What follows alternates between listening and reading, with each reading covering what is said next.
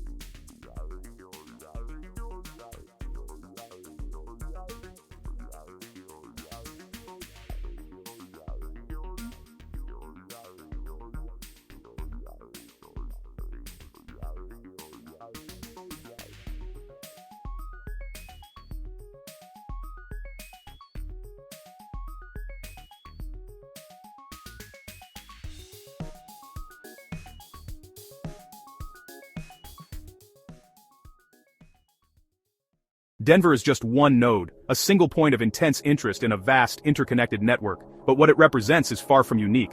To understand its purpose, we must look beyond the American West, to a place seemingly a world away, yet bound by a common cryptic design.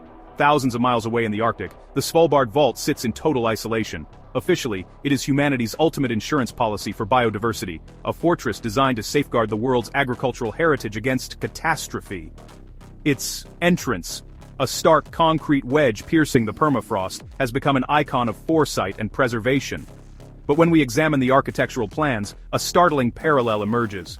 Why do these sites, separated by oceans and serving ostensibly different functions, share the same structural DNA?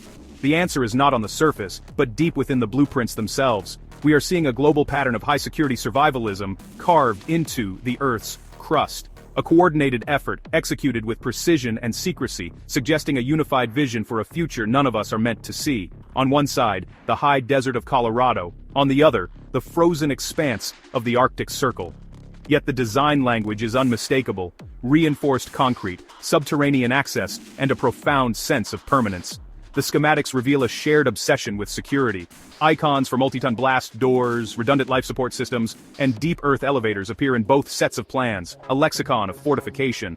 These are not merely isolated bunkers. Animated cross-sections show complex, multi-level facilities, connected by hardened tunnels, designed for long-term self-sufficient operation far from the world above. The map pulses with quiet activity. Lines of data and transport trace invisible highways between these subterranean citadels, hinting at a level of coordination that defies public knowledge. Our investigation returns to Denver. Satellite imagery reveals little, the landscape intentionally unremarkable, but overlaying the known footprint shows a massive, subsurface complex, its scale hidden in plain sight. And here, the echo of Svalbard is undeniable. Another concrete wedge, another stark entrance designed to be both inconspicuous from a distance and impregnable up close. The similarities are too deliberate to be a coincidence. When the blueprint is laid over the physical structure, the alignment is perfect. Every angle, every dimension, every setback matches with engineering precision. It's as if both were built from a master template. Inside these command centers, operators monitor systems of immense complexity. Schematics flicker across screens, tracking environmental controls, power distribution, and security status deep underground. Construction continues around the clock, often under the cover of darkness. The silhouettes of heavy machinery suggest an operation that is both massive in scale and urgent in its execution. Deep inside the Earth, the work is raw and brutal. Excavators carve through ancient rock strata, exposing the planet's geologic history as they forge its future sanctuaries. The technology is state-of-the-art. Tunnel boring machines advance inch by inch, leaving behind perfectly uniform, steel-reinforced corridors designed to withstand unimaginable pressures. Above ground, the perimeter is absolute. Fences, cameras, and stark warnings make it clear: this is restricted territory. The security is not just to keep people out, but to keep the project's true nature in. As we pull back, the network reveals itself. From the Americas to Europe, from the Arctic to locations still unknown, the lines connect, forming a web of hardened sites. Data visualizations show a timeline of construction. The project accelerated dramatically in the early 21st century, with new nodes appearing and existing ones expanding in synchronized phases. A single blueprint for a single corridor pulls back to reveal the master plan, a sprawling, interconnected schematic that represents one of the largest construction endeavors in human history. At dusk, the compounds glow with industrial light. These are not temporary work sites, they are permanent self-contained support hubs for the subterranean world they serve. Each node is a hub of immense logistical complexity, with radial lines indicating resource flows, communication links, and transit pathways connecting it to the wider network. The designs are not just horizontal, but vertical. Schematics show dozens of levels descending miles into the earth, connected by armored elevators and fortified shafts.